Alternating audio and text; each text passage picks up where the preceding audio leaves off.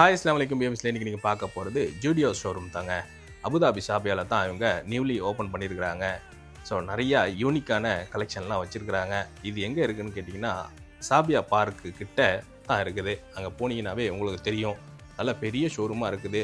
இன்றைக்கி உள்ள ட்ரெண்டிங்கில் உள்ள men's kids and women's wear வச்சுருக்கிறாங்க. அபாயா இருக்குது, ஷூ இருக்குது, நிறைய டிசைனில் வச்சுருக்கிறாங்க.